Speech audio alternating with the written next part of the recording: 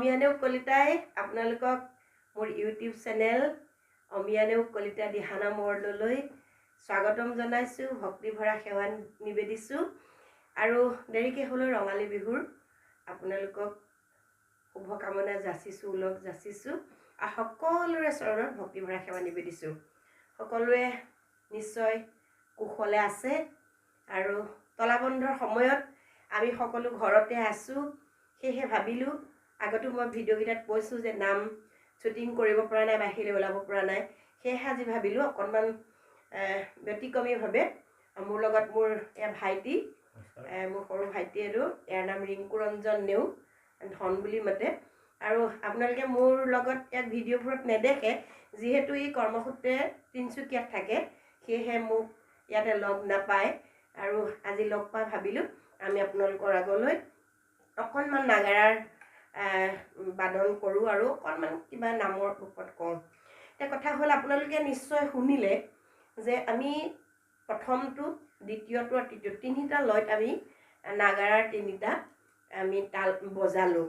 প্ৰথমতে আমি লাহেকৈ বজালোঁ, বিলম্বিত লয়ত বজালোঁ, বিলম্বিত লয়, আৰু তাৰপাছত আকৌ মধ্য লয়ত বজালোঁ, তাৰপাছত আকৌ দ্ৰুত লয়ত বজালোঁ।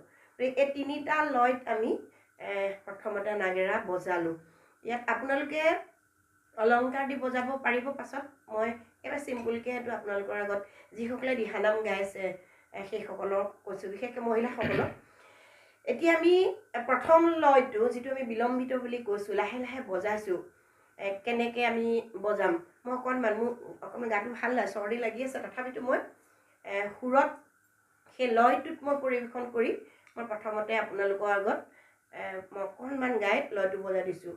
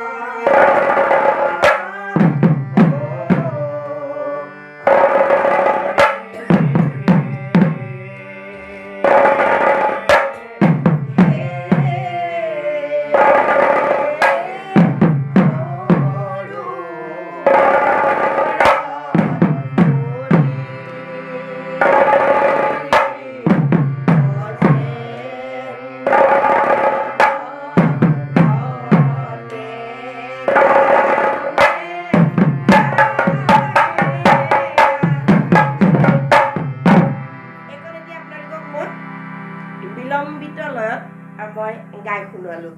এইটো সবহুৱা সুৰৰ এটি নাম বিলম্বিত লয়ত। চাউণ্ডটো আপোনালোকে খুব ভাল নাপাব যিহেতু আমি মোবাইলতে কৰিছোঁ। এইকণ আপোনালোকক মই বিলম্বিত লয়ত সবহুৱা সুৰৰ নামটি কৰি শুনালোঁ। আৰু এইটো নাম যদি আমি মধ্যলয়লৈ যাওঁ, মধ্যলয়ত আকৌ এনেকৈ বজাম, এ ৰাম ৰাম দাদা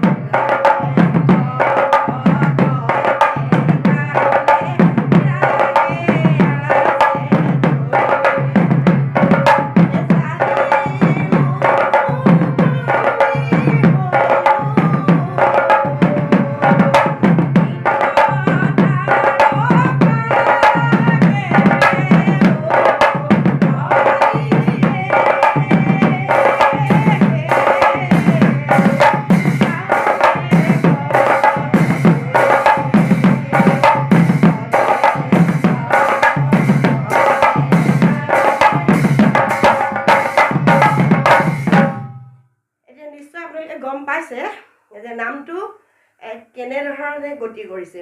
প্ৰথমতে লাহে লাহে গালোঁ, তাৰপাছত তাতকৈ অকণমান খৰকৈ গালোঁ, মধ্যলয়ত গালোঁ, আৰু তাৰপাছত দ্ৰুতলয়ত গালোঁ। গতিকে এই নামৰ যিটো গতি আৰু ই লাহে লাহে উঠি গৈছে। গতিকে মই লয়কেইটা আপোনাক দেখুৱাই দিলোঁ। এতিয়া কেতিয়াবা কয় বা ভাবে, আমাৰ মহিলাসকলে বিশেষকৈ ভাবে যে তিনিটা চাপৰ, এটা চাপৰ, তিনিটা চাপৰ আৰু এটা চাপৰটো খৰ চাপৰ, এনেকৈ ভাবে। আচলতে লয় তিনিটা, নামত লয় তিনিটা, বিলম্বিত, মধ্য আৰু দ্ৰুত। এই তিনিটা লয় আমি নাম পৰিৱেশন কৰোঁ, ঊৰ্ধ্বগামী হৈ নামটো উঠি যায়। আমি আপোনালোকক এই নামটোত আমি তিনিটা চাপৰটো দেখুৱাব নোৱাৰিলোঁ, যিহেতু এই সুৰটোৱে তেনেকৈ নকয়। মাজৰ যিটো মধ্য লয় সেইটোৱে